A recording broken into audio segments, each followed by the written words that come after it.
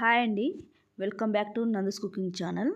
ఈరోజు మన వీడియోలో పుల్లటి దోస పిండితో అప్పటికప్పుడు చేసుకునే గుంట పొంగనాలు మార్నింగ్ బ్రేక్ఫాస్ట్కు ఈ విధంగా చేసుకోండి. చాలా సింపుల్ ప్రాసెస్లో 10 మినిట్స్లో చేసుకోవచ్చు. ఈ ప్రాసెస్లో చేసుకుంటే ఈ గుంట పొంగనాలు అనేది ఈవినింగ్ స్నాక్స్కైనా కూడా చేసుకోవచ్చు. చాలా బాగుంటాయి.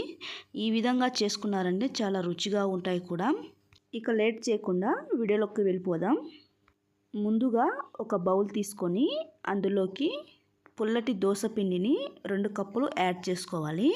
తర్వాత ఇందులోకి సన్నగా కట్ చేసిన ఆనియన్ ముక్కల్ని ఇందులోకి 1 కప్పు యాడ్ చేసుకోవాలి. నెక్స్ట్ సన్నగా తరిగిన టమాటా ముక్కల్ని ఇందులోకి యాడ్ చేసుకోవాలి.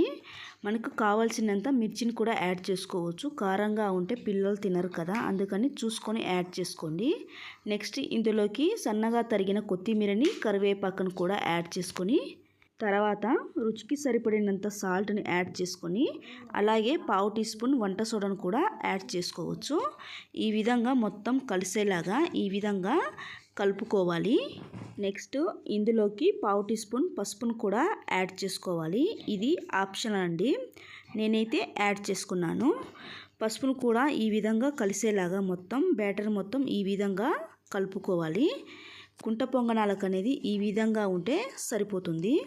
ఇలా గుంట పొంగనాల ప్యాన్ని వేడి చేసుకొని ప్రతి గుంటలో ఆయిల్ని యాడ్ చేసుకొని హీట్ చేసుకోవాలి. ఆల్మోస్ట్ ఈ గుంట పొంగనాలు ఎలా చేసుకోవాలో అందరికీ తెలిసే ఉంటుంది కదా, అందుకని నేను సింపుల్ ప్రాసెస్లోనే చూపిస్తున్నాను. ఇలా ఆయిల్ వేసుకున్న తర్వాత దోస పిండిని కొద్ది కొద్దిగా ఇందులోకి వేసుకోవాలి.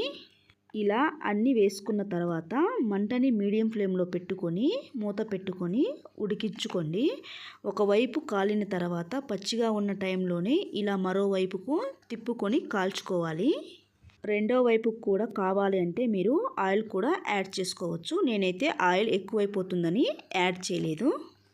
రెండో వైపు తిప్పుకున్న తర్వాత మంటని కూడా తక్కువగా పెట్టుకొని మీడియం ఫ్లేమ్లో పెట్టుకొని రెండో వైపు కూడా బాగా కాల్చుకోవాలి.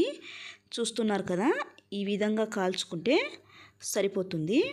ఇలా రెండో వైపు కాలిన తర్వాత ఏదైనా ఒక ప్లేట్లోకి తీసుకొని సర్వ్ చేసుకోవచ్చు. చాలా సింపుల్ అండి. ఈ విధంగా చేసుకున్నారంటే ఎంతో టేస్టీగా చాలా రుచిగా ఉంటాయి. ఇవి స్నాక్స్కైనా బ్రేక్ఫాస్ట్కైనా సింపుల్ ప్రాసెస్లో అప్పటికప్పుడు చేసుకోవచ్చు.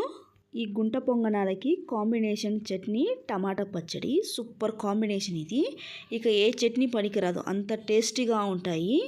ఒక్కసారి మీరు కూడా నా స్టైల్లో ఒకసారి ట్రై చేయండి, చాలా బాగుంటాయి.